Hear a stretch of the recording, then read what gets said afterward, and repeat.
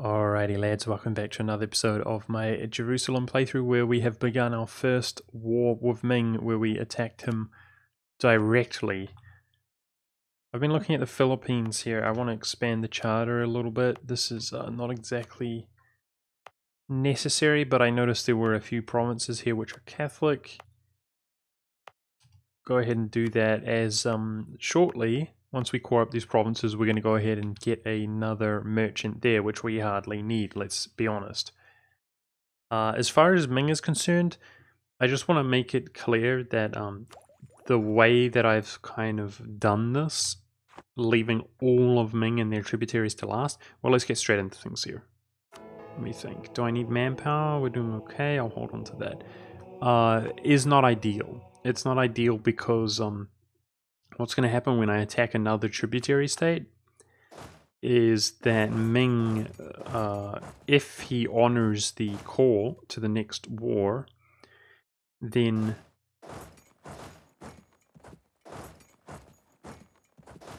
we will not be continuing to progress in our coring progress, if that makes sense, with our Ming provinces that we take here. However, I was willing to risk that for the sake of laziness.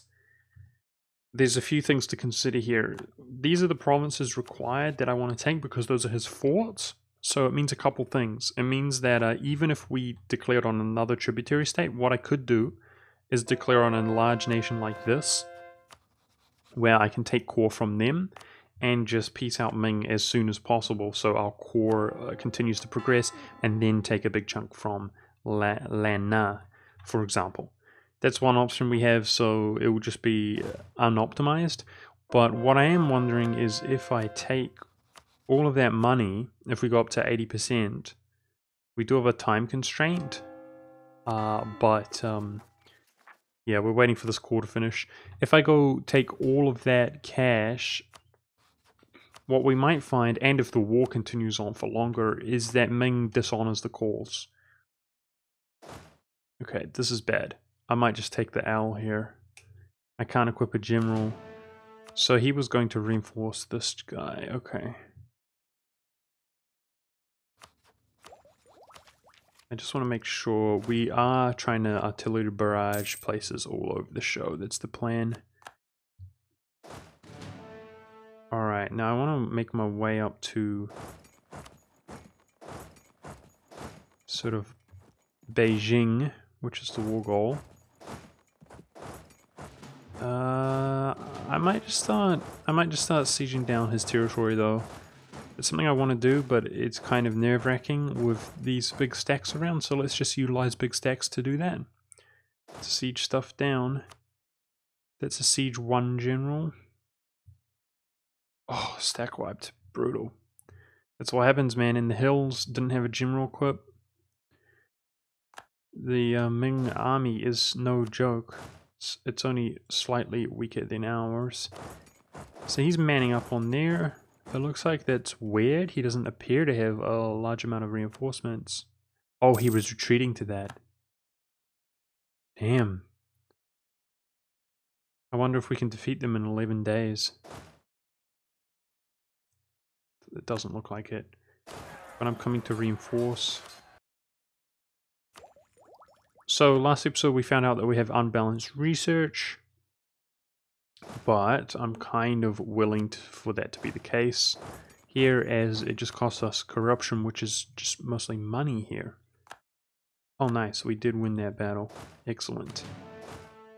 And now I'm going to come in and reinforce this. We should be just fine. So as I hoped and suspected, the lag is not much of an issue, is it guys? For some reason, because it wasn't kind of confirmed, and I don't know much about the optimization of this game or anything like that, but I did suspect, and it seems to be the case. For some reason, when you're fighting a war like this, but all of Asia is in fog of war, like my first initial war when I accidentally attacked a Ming tributary, it lags. It really lags, this game. The game hates it. And that is exactly what happened. Because that lag was even more unusual than standard lag. as in the sense that I didn't expect it to lag like that, and it did. So badly. But for those who care, that's the reason why. It's the fog. Alright, moving on to Beijing. I'm saving up my military points to artillery barrage at that province specifically. And I'm wondering about... let's make some more... hire some more troops here. So probably Bakhmanis is the who's that? Little Indian down there. That's probably the most sensible war to take next, if I do intend to kind of 100% overextend or whatever into that and just deal with Ming ASAP. Alright.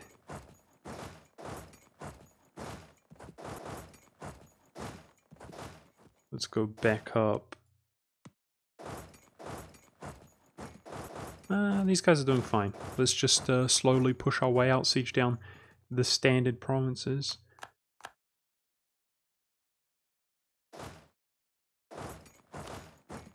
Alright, Beijing can be blockaded, so that's what I want to do.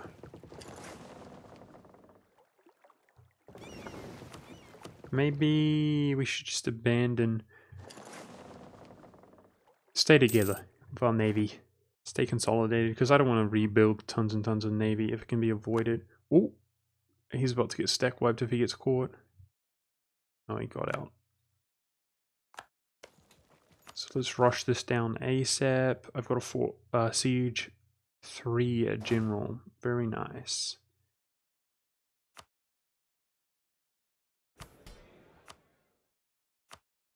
So this is why I'm not breaking these down to tiny little stacks here.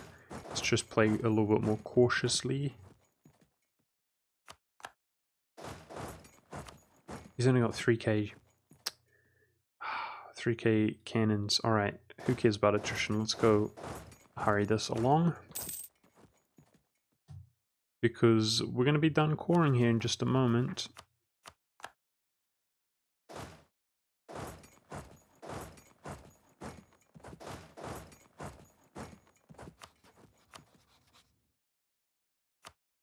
Yeah, I'm wondering if we take that cash, because I don't care about the truce time, right?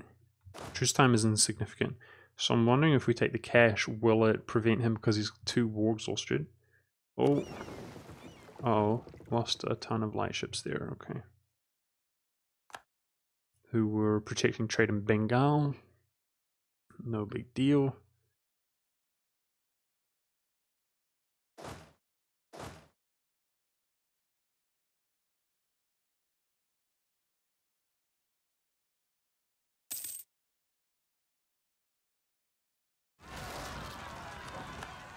I'm trying to think, if we only take a little bit of money, he... I don't know, man. I don't know. I know that tributary states, surprisingly, sort of unlike, you know, a vassal will always be guaranteed, essentially, right, from the overlord. And then, you know, many alliances are quite easy to break if the opponent is a little bit war-ravaged. And surprisingly, although they are technically a subject, tributary states are the one subject that is seemingly quite easy to break in that sense. But it's usually when they're fighting another war. I'm wondering if it's going to be smarter to just quickly try to separate piece Ming by taking his capital and making some sieges. Or if we should prolong this war. Because I really don't know. But we'll see how things stand in a moment. It's going to be tempting to not just peace out ASAP. We do have quite a big time constraint. And we can almost peace out as it happens.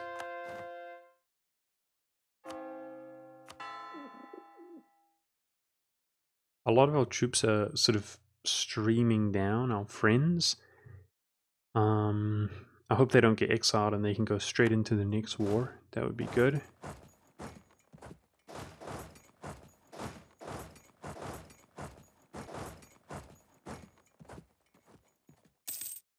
I see an engagement up here.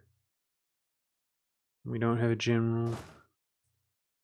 Okay, I might be able to siege this down at the end of the before he arrives and equip a general, except we don't have one available.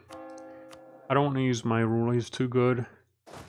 And I don't have the military points. God dang it. Alright.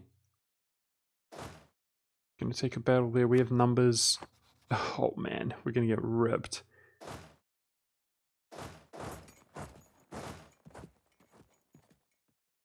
See what happens. Doing surprisingly well. At least, even if he wins, we will not get stack wiped. That's good to see. Cool. Oh wow. I mean, he had what, a 6-4 general? We're doing really surprisingly well there. That's cool. And we've just finished coring up everything. So I will manually convert some of the Philippines, add it to the trading company. And I think I'm going to go ahead and piece them out here and just take what I can. Because we can't do it yet. Okay. Maybe if by some luck Beijing falls.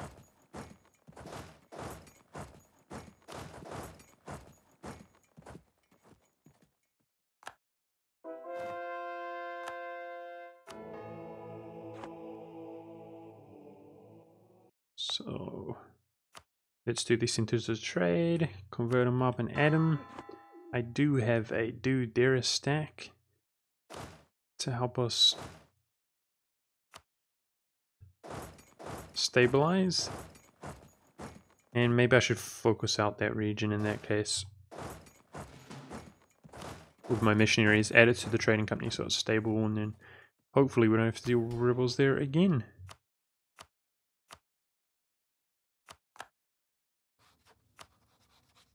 Come on, Beijing, let's go. There we go, nice. Alright, let's take what we can. That's a lot of cash. Cool. I mean, it's a lot of cash in the sense that it's a big portion of what he has. So he probably is in debt now, maybe. What's his war exhaustion like? Not bad. Yeah, I suspect that, unfortunately, this is not going to prevent him from honoring the call.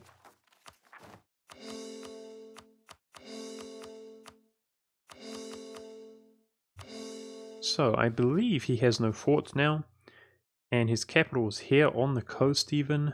Cool. Which means it should be that much more easily sieged.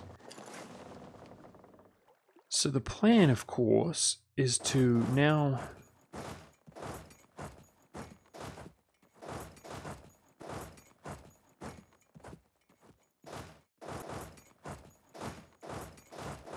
attack one of his tributaries and try to piece Ming out as fast as humanly possible in order to allow the coring progress to continue.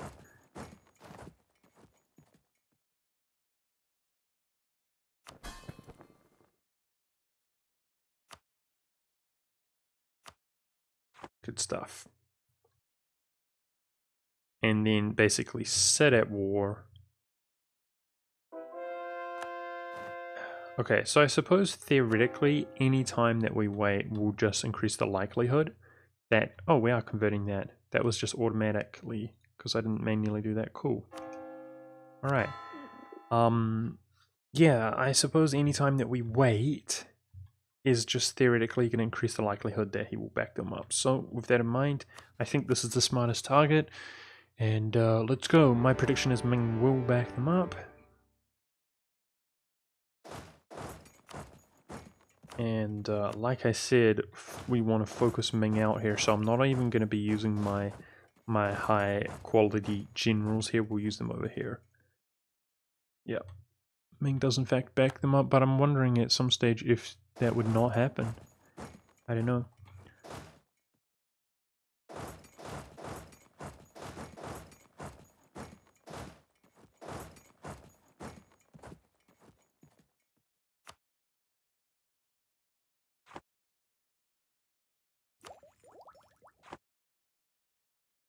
So these are not progressing.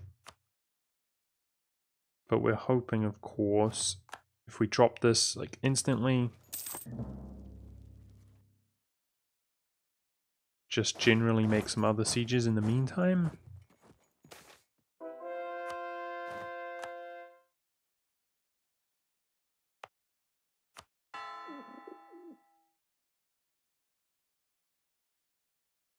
That he's looking pretty good on pacing out, but there's only one way to find out. We're also blockading his straits just a touch.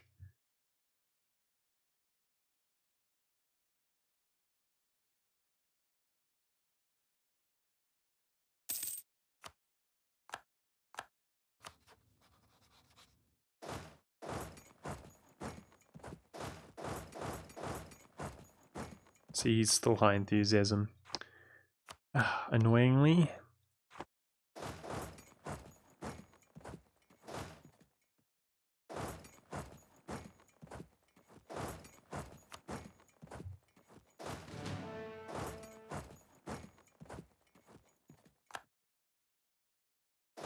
Okay.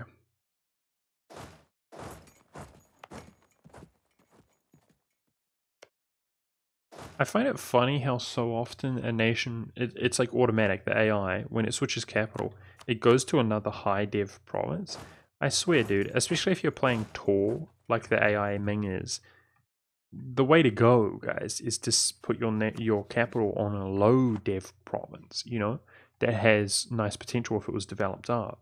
See, like right here, Silk superior to Salt, lower dev, in the farmlands, give it the reduction from the capital, you develop that up way more easily. See what I'm saying? That's definitely what you want to do or try to simulate doing. Like if you're in a multiplayer or something like that, or playing Tor, and you have the opportunity to move your capital. But the AI, when it just does it automatically like that, like you don't have the choice, right? If you lose your capital, the same thing will happen to you, I believe. Your capital just randomly changes. But it's very often it does the opposite. It's like, aha, this is our next most prestigious city, and it moves there.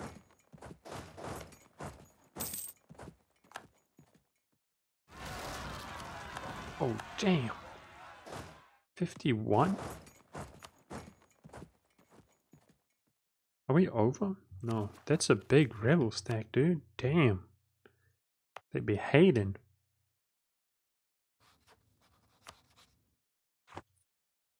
So to reiterate, Ming has no forts. But of course, if I can take out troops like this, geez, he's got a lot of troops around. That would disenthuse him.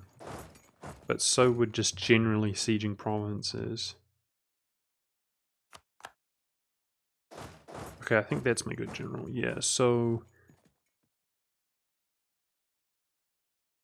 let's use our best general that we have here. Maybe it's not, though. What is this? 3-6? I think 3-6 is better. Yeah, it's the same. 3-6.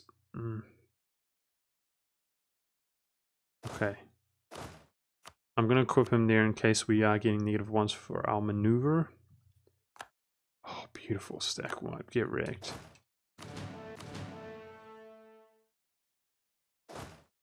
So that should affect his enthusiasm. That's just huge in general. That was just huge in general. Navy battle's not good if we're trying to peace out. Because the fewer troops he has, and he will hire more troops, putting him further into debt, but the fewer troops he has, it's not like we're going to give him any rest. We're going to go straight back to war, so it's just as applicable for the next war.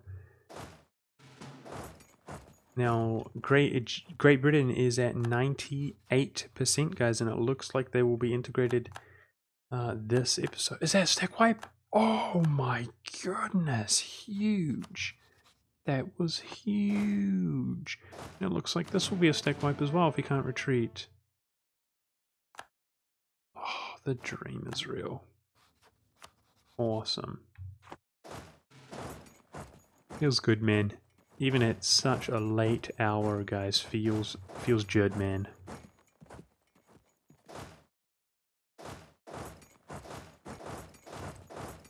now I want to equip our best general if I can.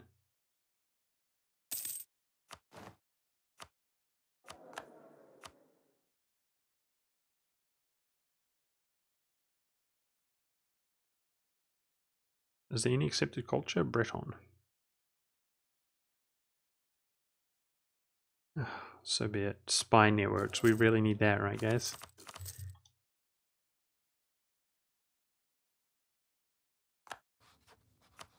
Alright, that was pretty quick. I don't know how long it was in time sense, guys, but that felt pretty quick.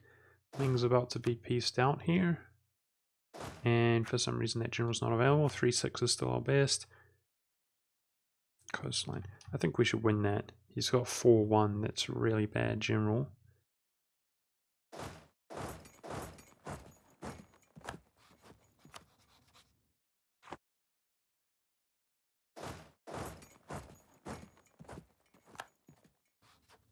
There's a navy battle or something happening, I think, which is increasing his enthusiasm.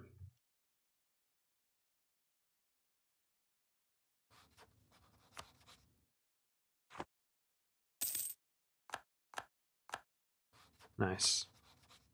Take just a little bit more cash, trying to put him further into debt there. Cool, that wasn't too bad. I think this is just going to work just fine. I'm not being punished for my laziness. Cool, cool, cool. Now we can check what 100... We got so much time now, guys. And I think let's do Ceylon. Gonna prioritize this trading company here. And let's look what 100% overextension looks like.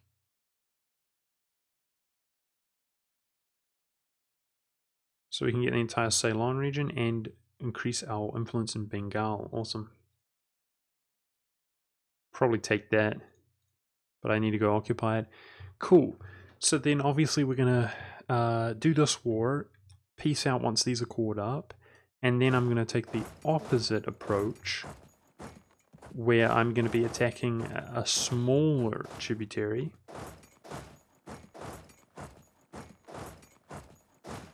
Like maybe Ryukyu, for example.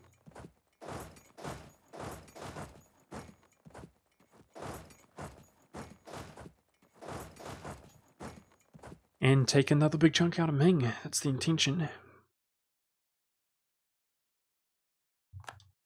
I should be able to wrap this war up, in my opinion, easily with the allocated amount of time. I stutter. I say stuttering along.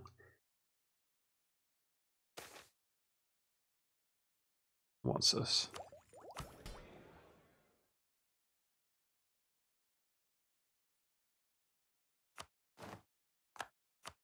We'll just deal with that, I guess. These modifiers, it's just money and manpower. We're doing well on manpower. Suffering some attrition here. Can that...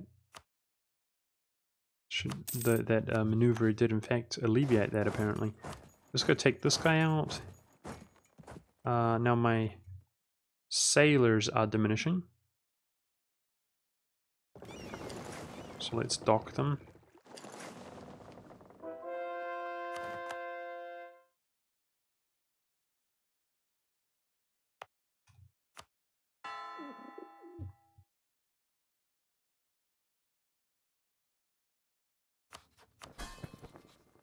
Just for the heck of it, let's check out the Philippines charter. We're at 22%.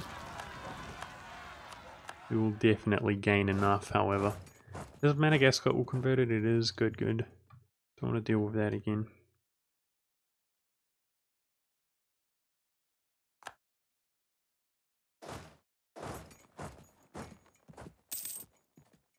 I'm surprised how high my power projection is, man. We're keeping it up there. That 16 is diminishing 1 per year. So according to that, because I can't fill another age objective, could do that technically. I mean, we do actually have monarch points available, but this is not the best province to develop. I could actually achieve that, I reckon, eh? I mean, power projection gives us monarch points, though. Well, it would give us the admin. I guess we could technically spend military points and deploy points to get a little bit more admin per month for a longer period of time. I'll think about it. 99.9, that looks good. Cool. And wow, Great Britain integrated. Oh my goodness. So this is going to be a little bit crazy. But there we go. We got 3 more merchants there at a glance, apparently. Oh no. Let's go move some troops over here.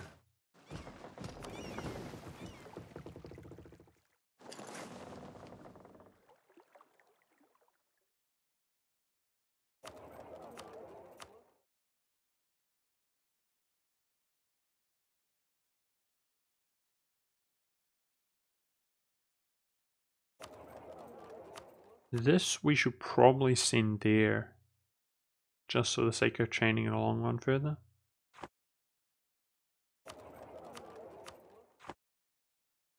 But who really cares? Nice.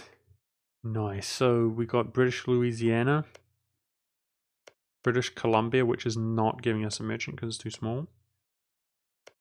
Newfoundland and 13 colonies. Awesome. Good stuff. And I really feel like taking a Diplo Reputation Advisor now that is upgradable. So why don't we try to re-roll one. Now, this guy was a tributary to Ming. Is that still the case? Yes, it is. Okay. And we just got supreme control. Supreme control, as we can see here, over the English Channel. So, despite the ridiculous amount of troops that we just inherited, hopefully that was economically a really good thing, and it won't be too difficult here to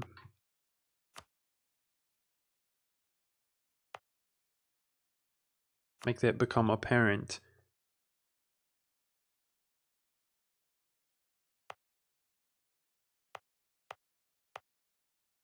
Let's go ahead and state some stuff up. How many states do we have available? Tons. Tons. Now, I'm interested in coal. Here we go. Oh, jeez. This is going to be ridiculous. The GBs. The Great British Coals. Feels good, man. Oh, this one, though. That's whack. That's really weak.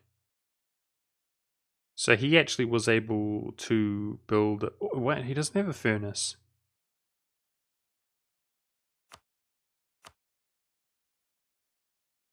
How did he convert it to coal, though? See, I don't have the experience in the late game. When you...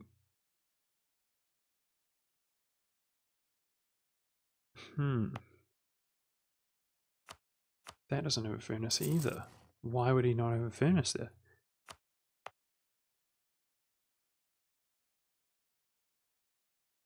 Okay. Lol. This province is so bad.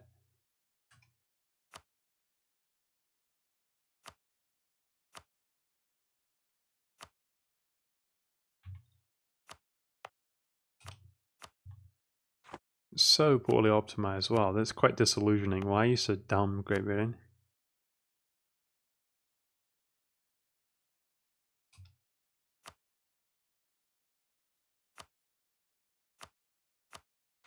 Okay.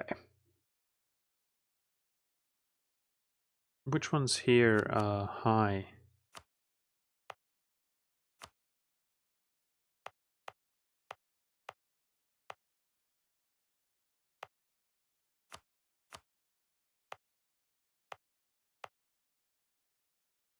Do that for the coal, I guess.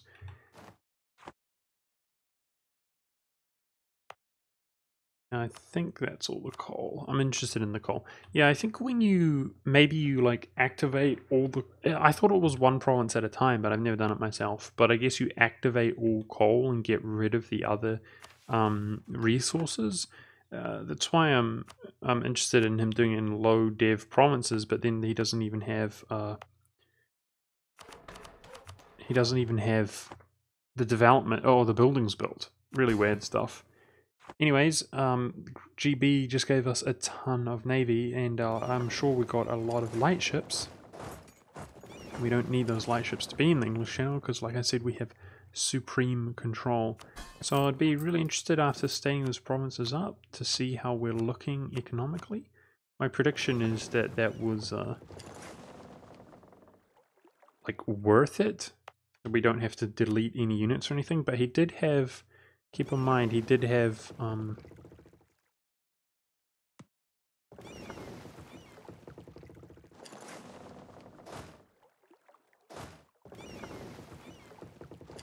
quantity ideas. So he had a ton of troops.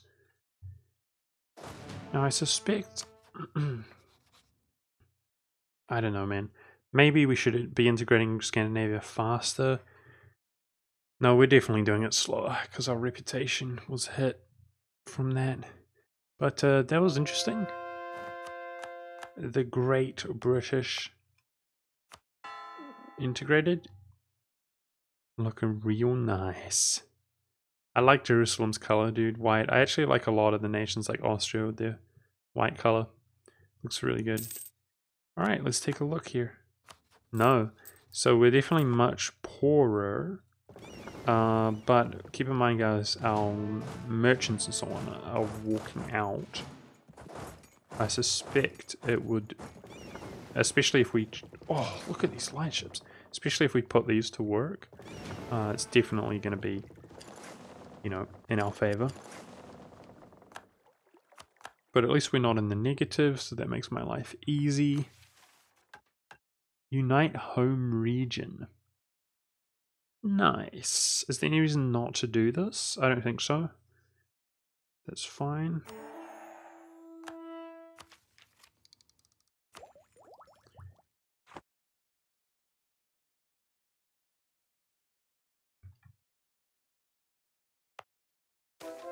So this is where you really want to flip to Chinese culture.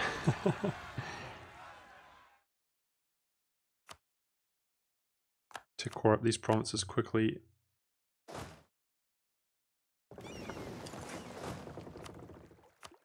As this is going to take a little while.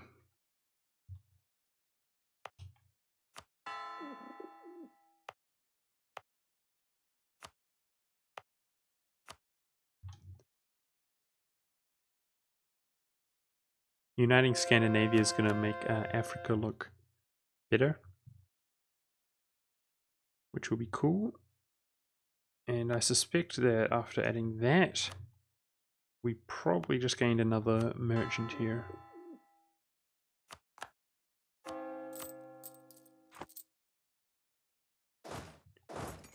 Is our super good general?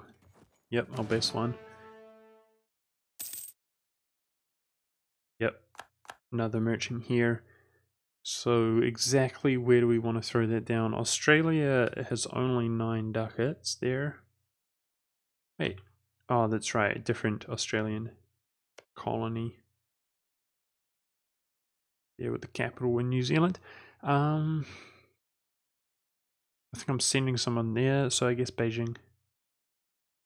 No, Beijing just goes over in this direction.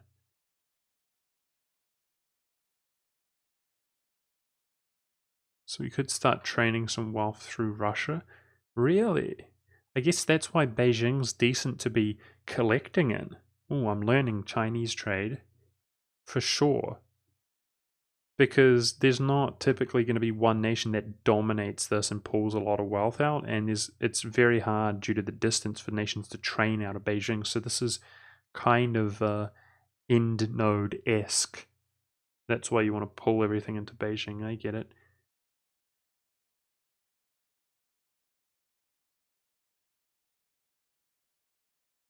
Well, we're so rich it could go, quite frankly, just about anywhere. What I do want to do though is send that up in that direction.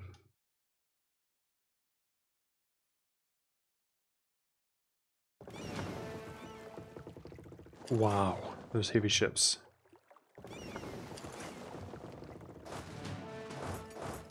So, how are we doing for transports, Great Britain?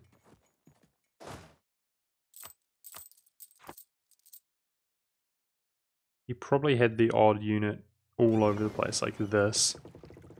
And like this.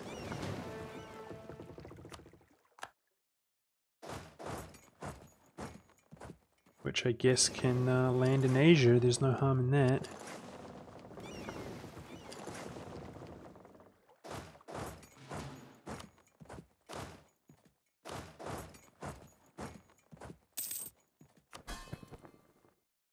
Let's check if we have a reputation advisor, because I want to increase the rate that we're integrating, as well as it would help us with, so see, a lot of these nations that have about 50 liberty desire would be below 0.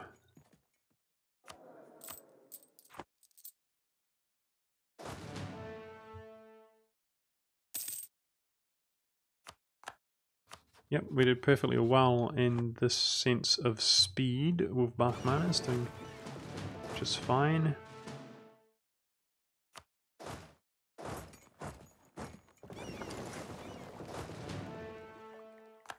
Oh, nice. A lot of cannons here. That's cool to see. Wait, we're being blocked by that fort, are we? Okay.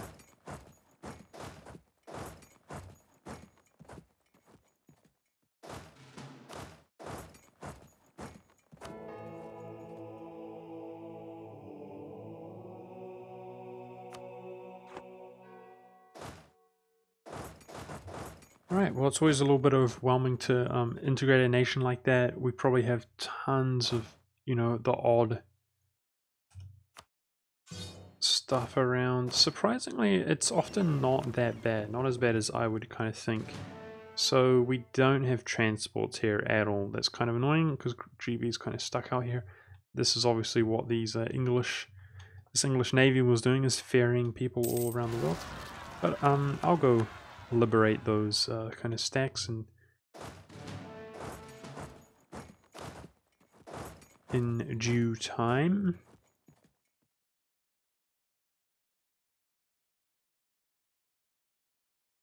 We can see the wealth in English Channel has diminished dramatically, like ridiculously. That's part of the reason that our economy actually did not improve. We have 100% there, but it's lost some of its flavor. Maybe merchants in the New World would benefit us more. It's hard to say. I don't really care enough right now. Some of the additional merchants that we'll gain in the future from like these trading companies, I'll go ahead and chuck down in the New World instead of Asia. Running out of areas to place our merchants anyway. Reputation.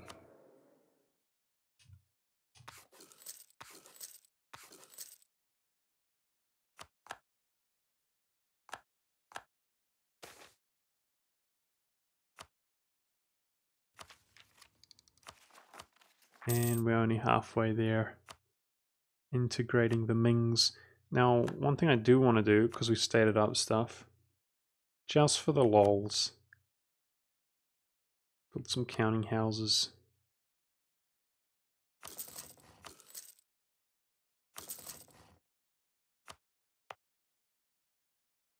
In some of our coal producing regions.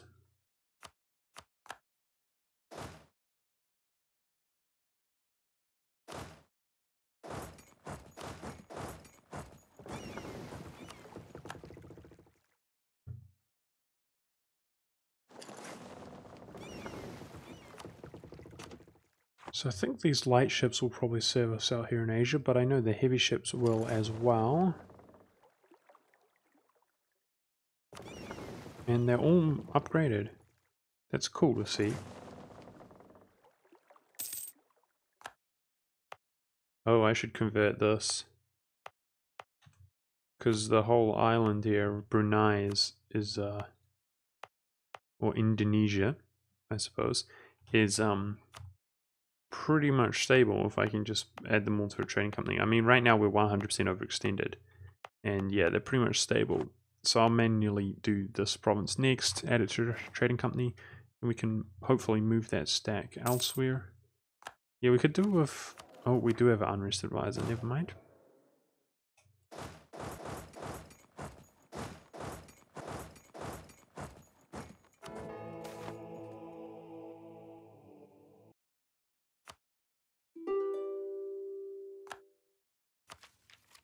I guess that, the tariffs are really high in some of these. We do have diplomats available.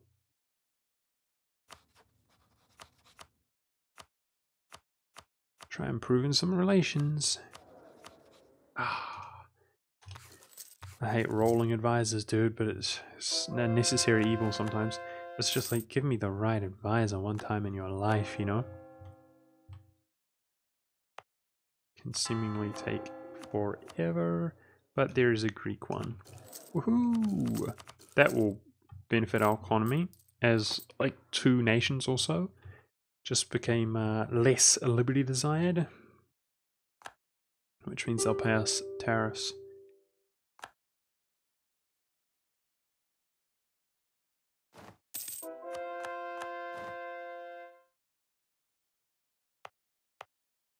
Now, part of the reason I do like to be vigilant here and add these is because of unrest, of course. It's a little bit less of an issue in like Asia, in India rather, because I don't feel like I have to manually do it, because we can just move troops out there to deal with the rebels much more easily, especially if we're just chilling in that area. But I hate it. On islands, nobody wants to deal with this island stuff.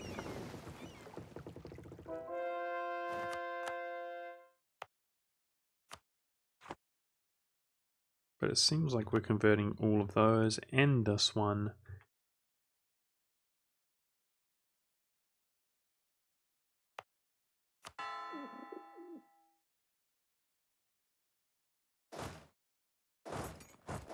So this is the majority of my light ships.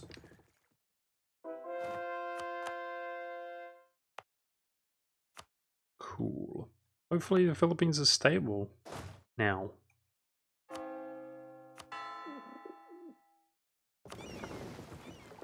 Until our next war, I suppose, with this little dude out here.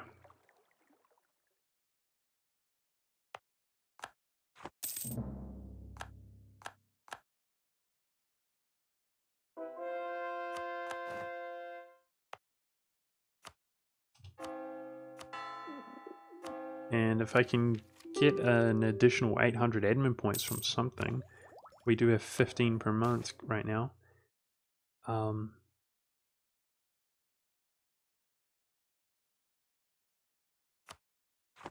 Then I can get Siege Ability General and Morale of Armies, which will move things along a little bit more nicely.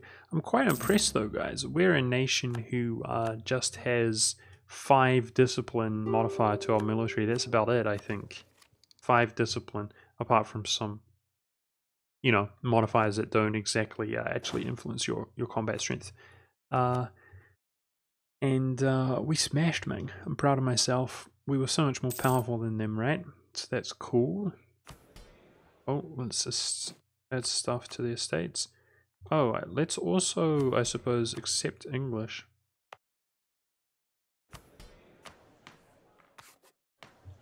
Why not? Okay, our transports are here. Cool. Are you... God dang it. I have to manually do it. I hope one of my navy isn't moving around now to pick that up. Does it cancel when you abort like that?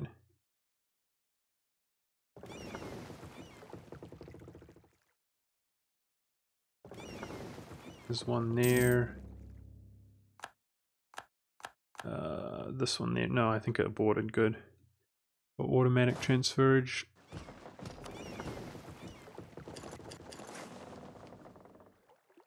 Okay, so it just occurred to me, because that popping up from Kivanian Rus, that we can influence some of these nations to build some trust and improve their relations.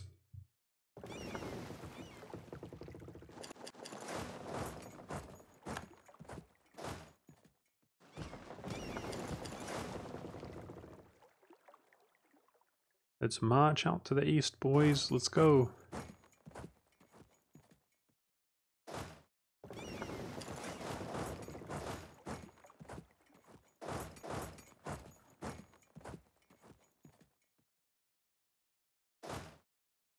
A lot of people talking about, well, not a lot, but I definitely feel that way as well, guys. Some people talking about how this is sort of long and tedious in general, the end of this campaign. And unfortunately, it's how it always is. But I like to kind of record it and have it in the history books, I suppose. I appreciate those of you who do watch, but this is a sort of a dying breed of thing on my channel, guys, here. As it should be no surprise that I do actually want to stream. And unlike a lot of people who, I know streaming is much more profitable. I actually was watching Flurry, and some people were asking him, why is his YouTube not so active? And he's saying, because streaming is much more profitable. Unlike a lot of people, guys, I really want to keep what I've built here slowly on my YouTube channel. My ambition is to do more of the higher quality content, and I would like to have sort of a higher reach or whatever. But I was thinking that this kind of format in the future, as if I can sort out good internet, which is I'm desperately am trying to sort out, this kind of format could be, as well as other things, reserved for streaming, which is much more enjoyable. Like, imagine the early game in particular, guys. Imagine the early game where things are like really intense and crazy.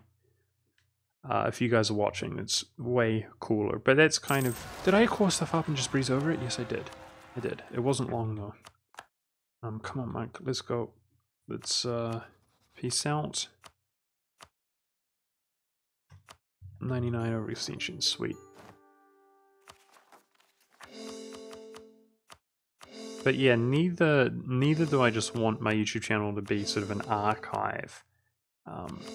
I would love to do, even if I'm not that active, you know, in the sense that I am now, like daily uploads or whatever, I would love to sort of have my YouTube channel. I definitely want to respect it. That's what I'm trying to say. And keep growing my YouTube channel. I don't want to take it for granted.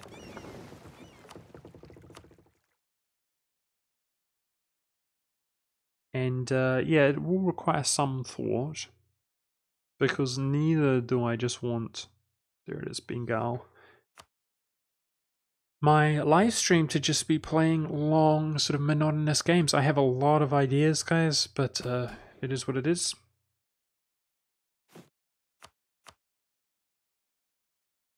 I don't want to make any false promises.